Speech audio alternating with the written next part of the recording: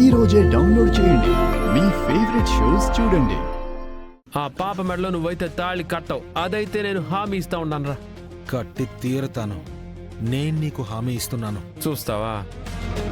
ఇక్కడే ఉంటాంగా, చూసుకుందాం. ఆల్బమ్ ఎవరు తీసుకొస్తున్నారు? అది మండపం గేటు దాటి లోపలికి రాకూడదు.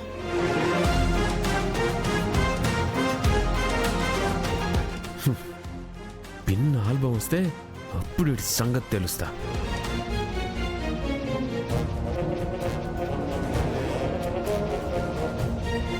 రే వరుణ్,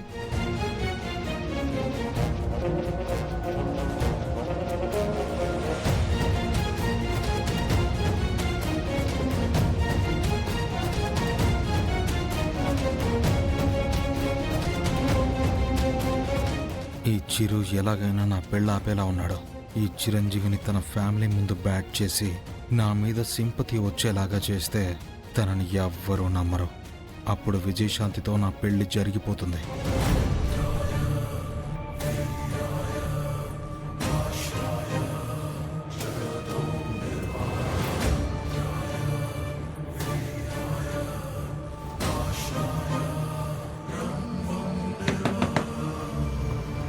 వస్తున్నాక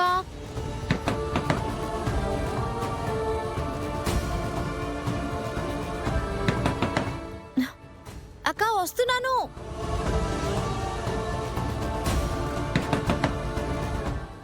వచ్చేస్తున్నాక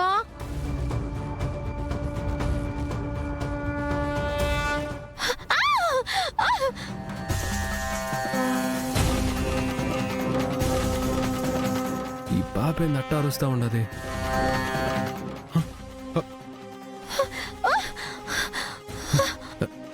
ఏమై ఉండదు, ఏమై ఉండదు పాప. చిరంజీవి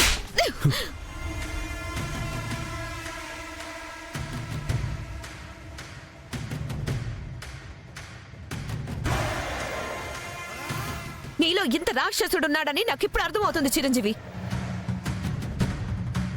ఒక ఆడపిల్ల బట్టలు మార్చుకుంటూ ఉంటే వచ్చి దొంగచాటుగా చూడడానికి సిగ్గులేదా? వదినమని నేను అసలు ఏం పుట్టుక నువ్వు?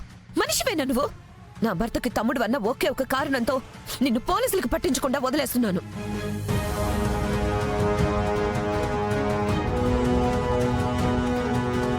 దుర్గా, ఏం మాట్లాడుతుండావు? నా అల్లుడు తాగుతాడు, తిరుగుతాడు, అది నిజమే. ఇట్టాంటి పాడు పనులు మాత్రం చేయడు. నీ ఇష్టం వచ్చినట్టు మాట్లాడుతూ ఉంటే చూస్తూ ఊరుకునేదానికి ఇక్కడ ఎవరు లేరు అనుకోకు. కళ్ళ ముందు స్పష్టంగా కనిపిస్తూ ఉన్నా ఇష్టం వచ్చినట్టు మాట్లాడుతున్నానంటారేంటి? కాబోయే పెళ్లి కూతురు బట్టలు మార్చుకుంటూ ఉంటే మనసులో ఏ దురుద్దేశం లేకపోతే ఎందుకు తన గదిలోకి వస్తాడు?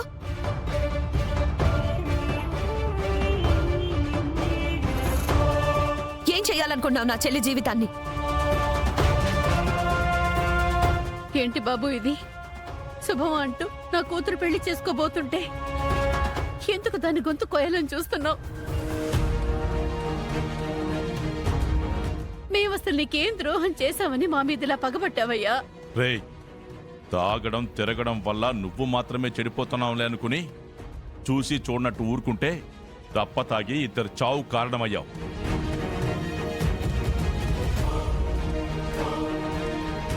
ఆ కుటుంబం రోడ్డును పడ్డానికి కారణమయ్యావు. సరే, కన్న పాపానికి నీ తప్పులన్నీ నానెత్తినేసుకున్నాను. పెళ్లి చేస్తే అయినా దారిలో పడతావని ఏర్పాట్లు చేస్తుంటే ఇలా పరాయి ఆడపిల్ల గదిలోకి వచ్చి తొంగి చూస్తావా?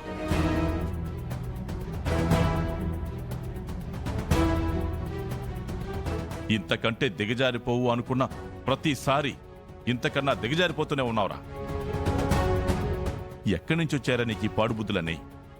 మీ అమ్మతో పాటే నువ్వు కూడా పోయుంటే నాకు ఈ తలవంపులు వచ్చుండేవే కాదు.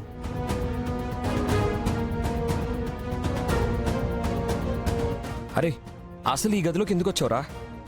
ఈ పాప గదిలోకి నేనే దురుద్దేశంతో రాలేదనా.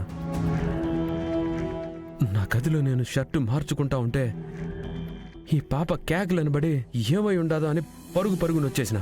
అబద్ధం అబద్ధం చెప్పినా అతికినట్టు ఉండాలి చిరంజీవి. ఇక్కడ నువ్వు తను కాకుండా వేరే ఎవరున్నారు? నువ్వు తనని ఏదో చేయడానికే వచ్చావు. నేను బొద్దింకను చూసి భయపడి కేకలు వేసిందే నిజమే. కానీ అంతకుముందు నేను వాష్రూమ్లో ఉంటే డోర్ కొట్టిందెవరు?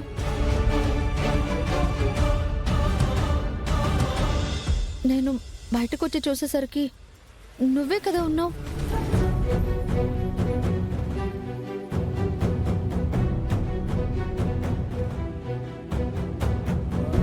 నా పెళ్లి చెడగొట్టాలని ఎందుకు ఇలా కంకణం కట్టుకున్నావు? మీ నాన్నగారు నిన్ను తిడుతూ ఉంటే అయ్యో తను మంచి చేసినా కూడా సార్ అనవసరంగా తిడుతున్నారే అని కొన్నిసార్లు అనుకున్నాను. కానీ నువ్వు ఇలాంటి దుర్మార్గుడివి కాబట్టే ఆయన అలా నిన్ను దూరం పెట్టారని ఇప్పుడు అర్థమవుతుంది.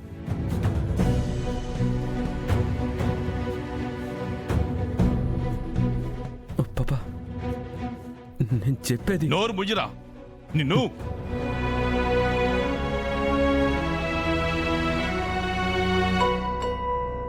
ఛీ! నిన్ను తాకాలంటేనే అసహ్యంగా ఉందిరా. ఏం బతుకురా ఇది? ఇంతకాలం తాగి తిరిగి అందరితో చీ అనిపించుకుంటున్నావు అనుకుంటే ఇప్పుడు ఇలా ఆడపిల్లలతో కూడా మాట్లాడిపించుకుంటున్నావు.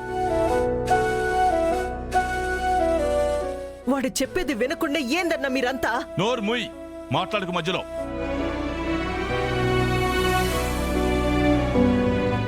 నీ వల్లే వాడిలా తయారయ్యాడు. వాడు చేసే ప్రతి పనిని సమర్థించుకుంటూ పోతుంటే ఇలాగే చేయడానికి అలవాటు పడుతున్నాడు.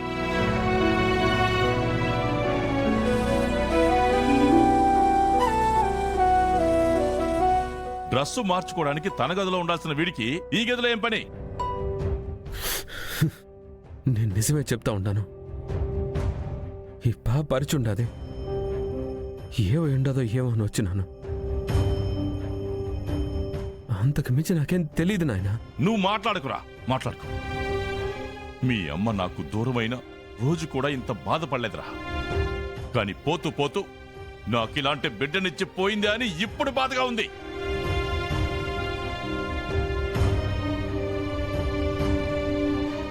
ఏదో చెడు స్నేహాలు పట్టి చెడు వ్యసనాలకి దగ్గరయ్యావనుకున్నాను. సరేలే, మారితే మారాడు, లేకపోతే వాడు చావు వాడు చస్తాడులే అనుకున్నాను. ఇదిగో మీ అత్త మాటలు విని కనీసం ఈ పెళ్ళైనా చేసుకుంటే బాగుపడతావనుకున్నాను. కాసేపట్లో నీ పెళ్లి జరుగుతుందనగా ఇప్పుడు ఈ అమ్మాయి గదిలోకి వచ్చి వీళ్ళందరినీ బాధ పెట్టావు.